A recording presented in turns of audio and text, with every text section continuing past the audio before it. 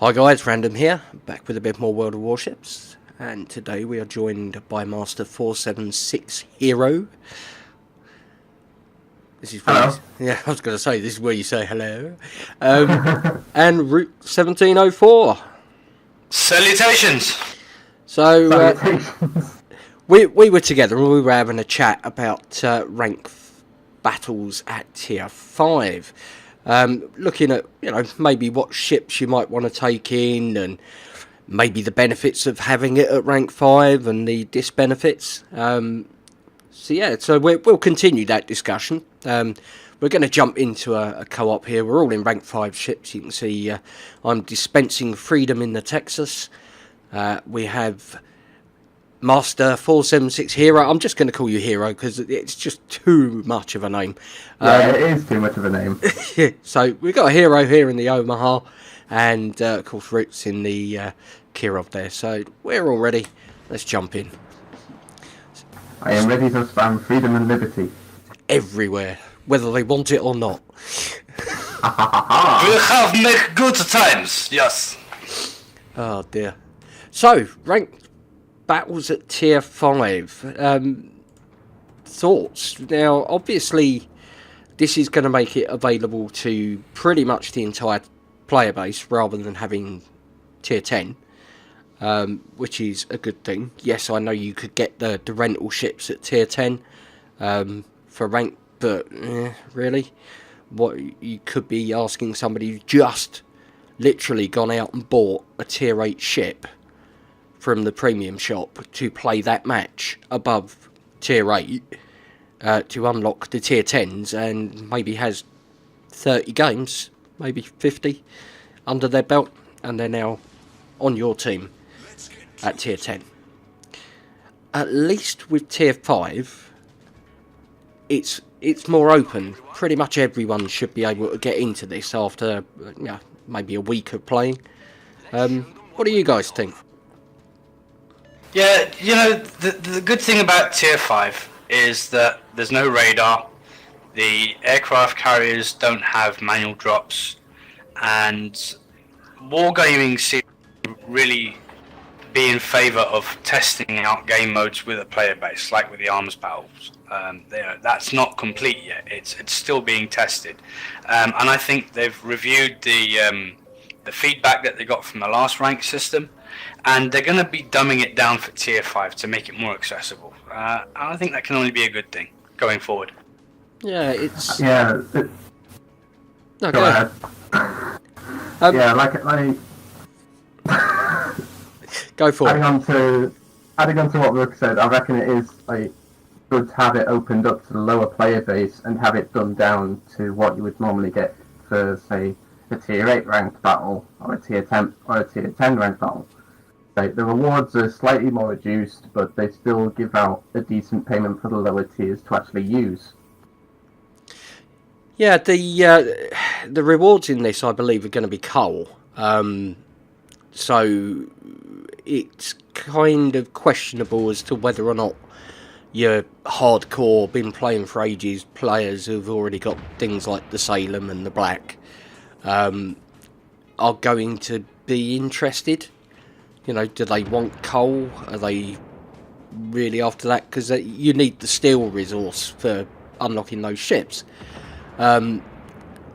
Whether or not lower tier rank is going to appeal to everyone in the way that maybe Wargaming think it will, I'm not sure. I'm really not sure. I think your hardcore players are going to be probably looking to play modes that they can, I don't know, get their steel and molybdenum and stuff like that. See, because in relation to steel, I'd rather not have these lower tiers being able to get the steel, because then you'll have lower tier players who won't know how to play a certain ship buying that ship with steel. And then lo and behold, they're being thrown to these high tier matches with that ship, and then they're like, oh my god, what the hell am I doing? Yeah, it takes quite a lot of steel to get one of those ships, so I don't know if they were to put similar but lower quantities in terms of rewards, I think people would be more inclined to play it. So instead of getting, I don't know, 2,000 of whatever, you get 500.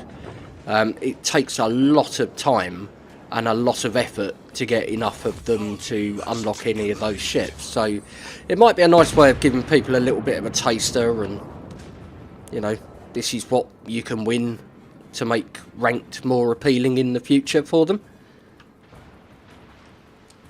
Maybe.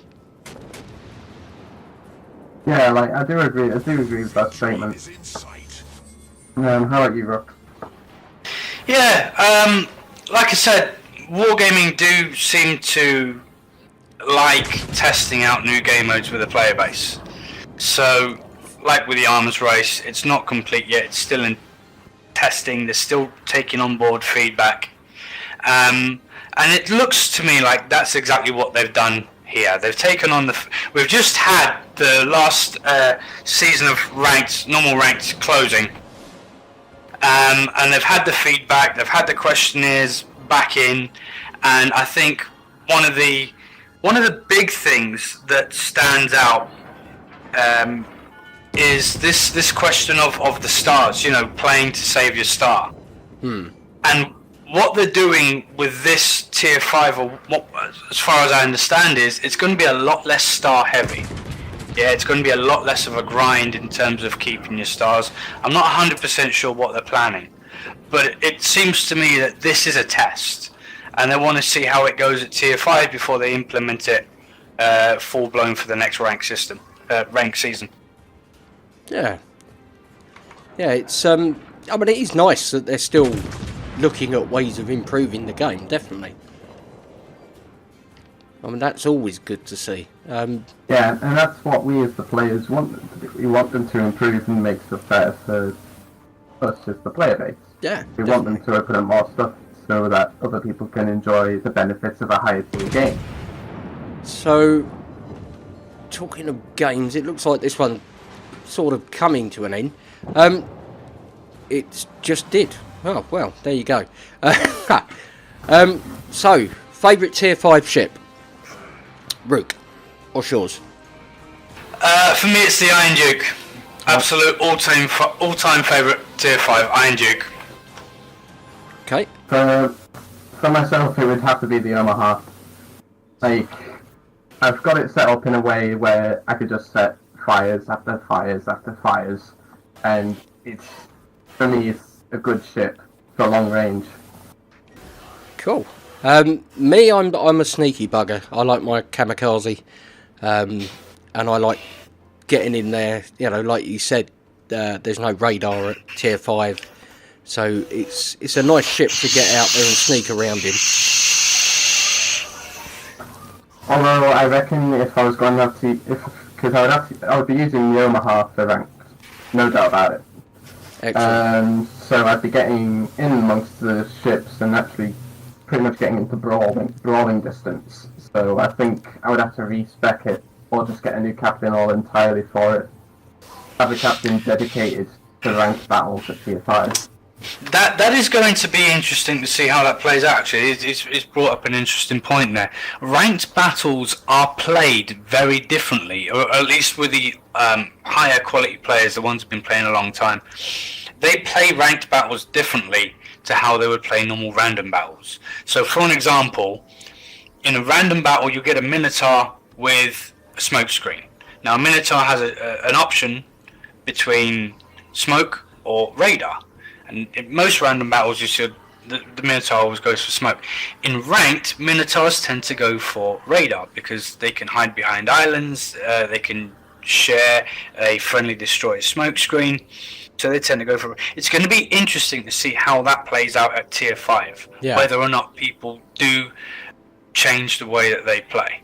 Definitely. Anyway. Yeah, like I can't remember if the Emerald gets a smoke. Does it get a smoke, Rook? I can't quite remember. Yeah, Emerald gets a smoke, yeah. Yeah, so it'd be interesting to see how, like, and then if someone brought in an Emerald on how that would play out. Definitely. Anyway, guys, I think we'll call this one a video. Thank you ever so much for joining me and taking part. It's very, very much appreciated. Thank you for having us. It's been a pleasure. And don't forget, guys, if you like the video, the like button likes a tickle, and if you've not already subscribed, why not do so and make sure you click on that bell. Oh dear, right, I'm out of a job. Oh dear, well that's more than enough from me for now, so thank you ever so much for watching, guys, but for now, it's Captain Random and Co. signing off. Take care, and we'll see you again Happy soon. hunting. See ya.